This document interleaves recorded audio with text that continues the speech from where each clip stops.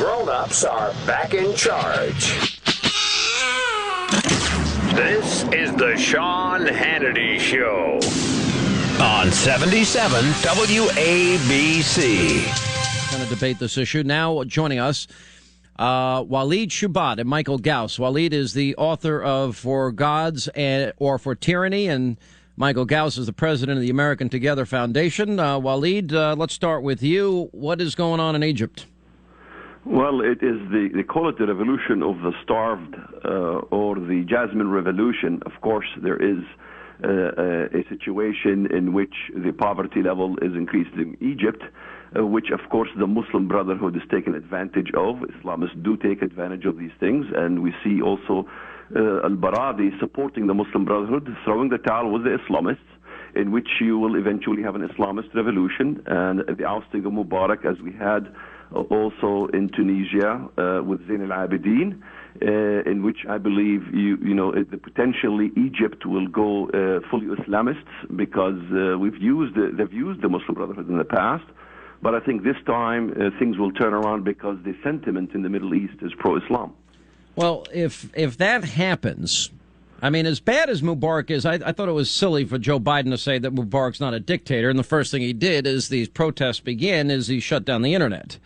And you're right, rampant poverty. But now that the Muslim Brotherhood has joined in, the Muslim Brotherhood, their objective has been from their founding in 1928 is a plan that includes a commitment to jihad and government, an Islamic caliphate governed by Sharia or Islamic law, correct? Absolutely. The West doesn't understand the Middle East. That is, democracy is usually used, and we're calling for democracy, we're calling for elections. It's usually used during the election to elect theocracy. We've had this happen in Algeria. Yeah, but Walid, I mean, I understand the plight of the people here. I mean, it's like there was a popular uprising in Iran, and we didn't get behind it and support it. I want to support the people. To what extent, though, do you think the people are being ginned up by the Muslim Brotherhood because they want, another Iranian-style regime in place? Let's face it, this demonstration happened on Friday. This is the revolution of the mosques. This is not just the revolution of the people. The mosques are involved.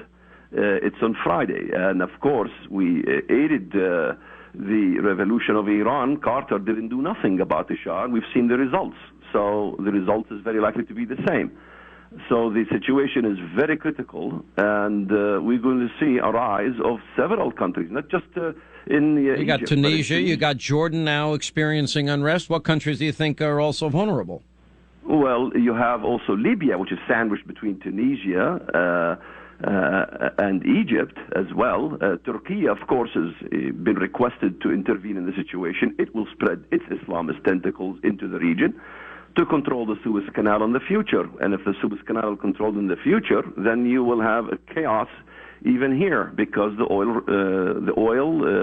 and our military into Afghanistan and Iraq, uses the Suez Canal. Is this going to spread? Is what's happening in Egypt a prelude to what's now beginning in Jordan?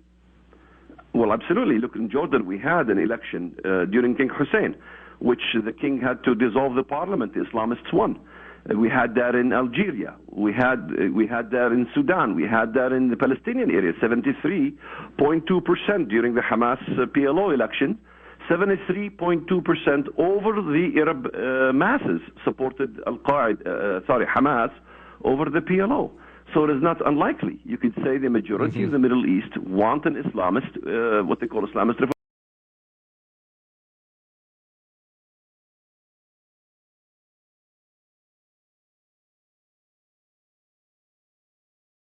Would never do his job with Iran as it relates to nuclear weapons when he was with the United Nations. I think that this kind of explains a lot.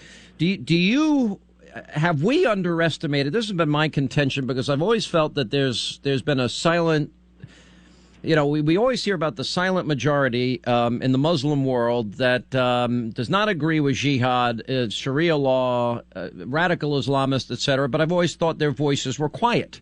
Have we underestimated those that support radicalism?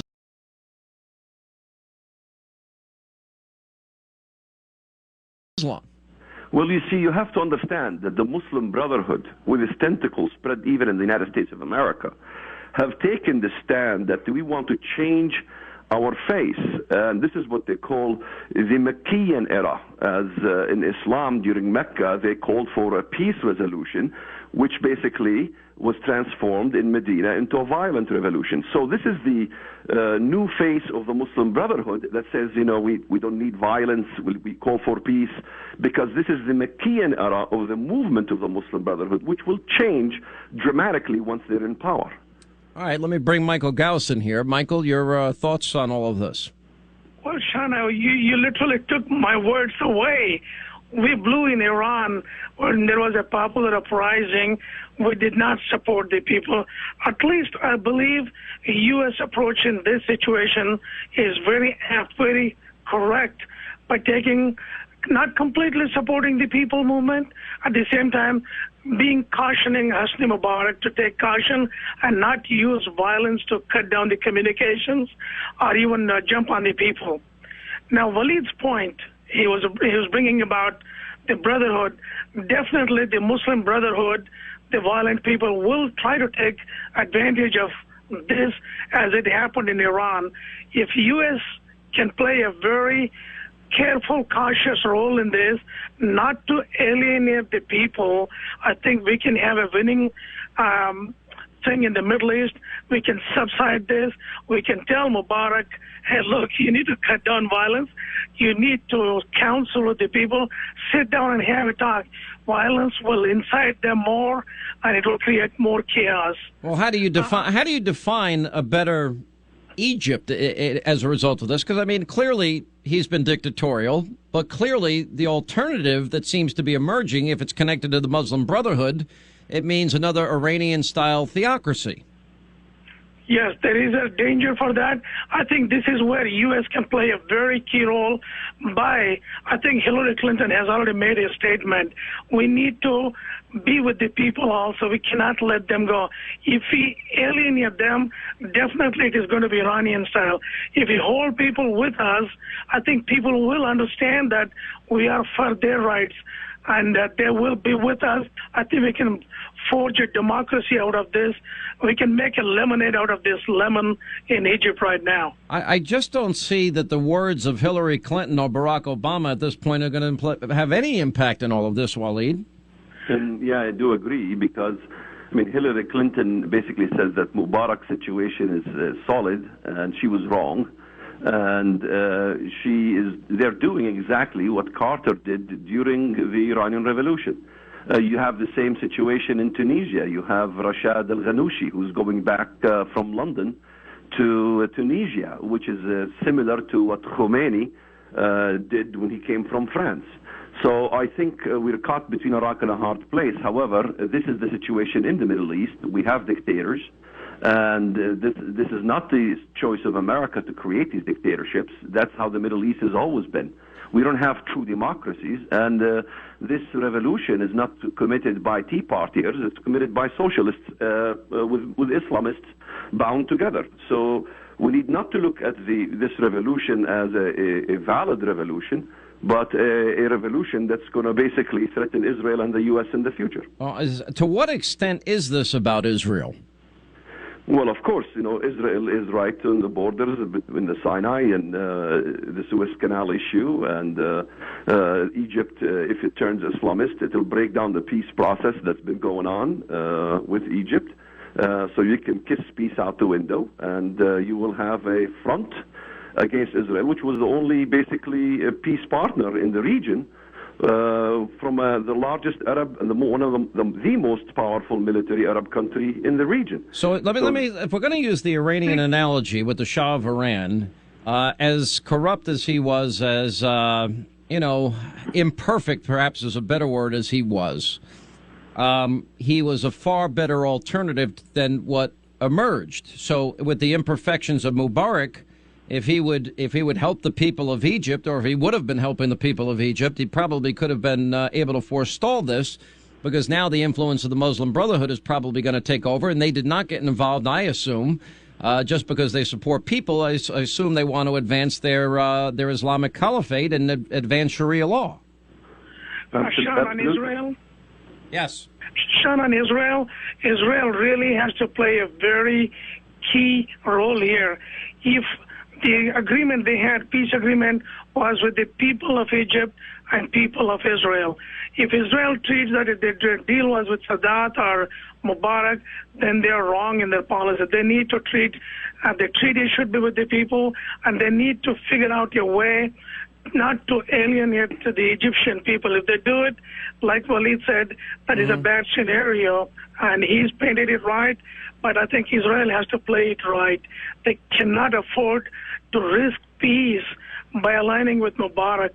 At the same time, they cannot reject Mubarak. I think they need to figure out, call for a conference between the people and Mubarak. All right, but let me ask you this, because Robert Gibbs, commenting earlier today, said the White House was, quote, siding with the voices of protest. Now, I don't remember when they did them doing that when it came to the Iranian democracy movement. In fact, Obama went out of his way to assure Ahmadinejad that if he managed to crush the protesters, Team Obama would deal with him again. But I'm not sure if there's much support for Mubarak here. So is the analogy of the Shah similar in as much as, Carter basically pulling the rug out from underneath him? Absolutely. It is the same situation. Yeah. I tend to differ after Walid, after you. Well, absolutely. I mean, Obama basically going to Egypt in his speech to the Muslim world, he never addressed the issue of the Muslim Brotherhood. And this is something I've been saying in the media all along. This is a big mistake the president did. He should have demanded basically the dismantlement of the Muslim Brotherhood with all its tentacles globally, even in the U.S. But none of these things happened. Instead, he complimented Islam, and he quoted the verses from the Quran, which is okay with me, but then he goes on never doing anything about the situation in the Middle East. He had an opportunity there. We have no choice but to support Mubarak. As bad as he is, the United States cannot afford losing Hosni Mubarak, because if they do, the whole region will turn Islamist. Michael? Sean, what do we do with CIA? They've been wrong at Iran. They've been wrong about Iraq. They've been wrong about this. Are they going to find some real information for us and the president to make the right decisions? Well, you answer your own question. I don't think they've always been right, but I do believe that in the case of the Shah, we made a fundamental error there. Well, we made a mistake with how come we didn't know about this uprising in Egypt? We should have been known about this with so many people around. But I'm glad it has happened. I think we have a chance, the U.S., to build a solid relationship with Egypt, with the people of Egypt, and hopefully we can shape democracy there. Walid is right. If we don't play it right, the Brotherhood will take over, and they're dangerous to the whole world. All right, guys, we really appreciate your insight. We'll have more on this, obviously, tonight.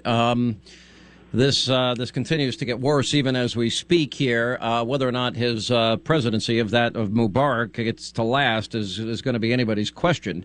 And we'll have more on Hannity tonight on the Fox News Channel. Gentlemen, thank you for being with us. You bet. Thank you. You're welcome. The grown-ups are back in charge. This is the Sean Hannity Show on 77 WABC.